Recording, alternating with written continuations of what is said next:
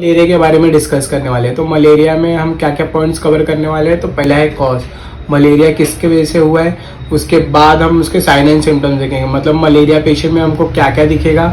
उसके बाद हम उसका टेस्ट देखेंगे कि टेस्ट कौन सा कराते हैं मलेरिया होता है तो। उसके बाद उसको मैनेजमेंट कैसे करेंगे, उसका ट्रीटमेंट। तो WHO ने एक रिपोर्ट निकाला जिसमें वर्ल्ड मलेरिया रिपोर्ट था। वर्ल्ड मलेरिया रिपोर्ट में उन्होंने ये देखा कि 2021 में 244 मिलियन पेशेंट को मलेरिया हुआ था, जिसमें से 6,10,000 पेशेंट की डेथ हुई थी।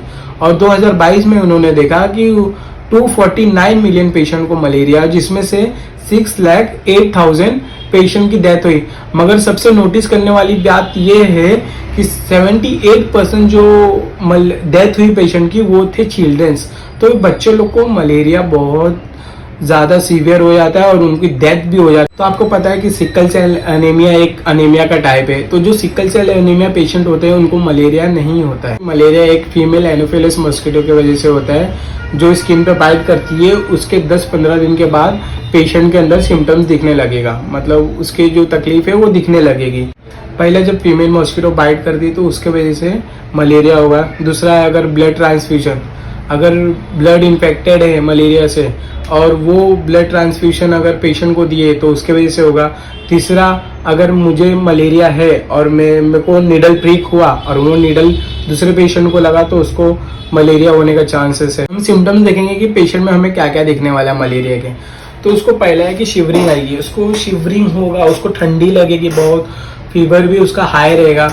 उसके बाद उसको हेडेक होगा, बोलेगा मेरा सर बहुत दुख रहा है और वो बोलेगा मेरे को उल्टी जैसा लग रहा है, मेरे को नौशा वॉमिटिंग टाइप लग रहा है। उसको रात में स्वेटिंग भी होगी, दिन में भी स्वेटिंग होगी मगर रात में ज़्यादा उसको पसीने निकलेंगे। ऐसा मैनेजमेंट कर सकते हैं जिसकी वजह से हमको मलेरिया ना हो। तो पहले हम घर में नेट लगा सकते हैं, नेट से मच्छर अंदर नहीं आएगा, आपको बाइट नहीं करेगा।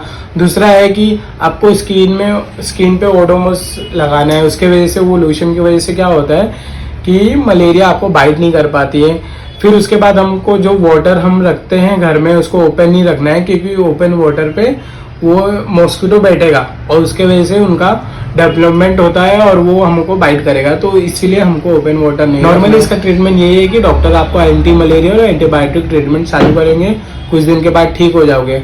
मगर जो पेशेंट को सीवियर हुआ है और उसने ट्रीटमेंट प्रॉपर नहीं लिया है तो उसको चांसेस है कि वो लीवर डैमेज हो जाए, उसका किडनी में प्रॉब्लम हो या तो प्यूलर एडिमा होने का चांसेस उसमें बहुत ज़्यादा है। इसलिए अगर आपको यही सिम्टम्स दिख रहा है तो प्लीज़ जाके डॉक्टर को दिखाइए। उधर मलेरिया अगर हुआ है आपको तो मलेरिया का ट्रीटमेंट प्रॉपर अच्छे से कराए।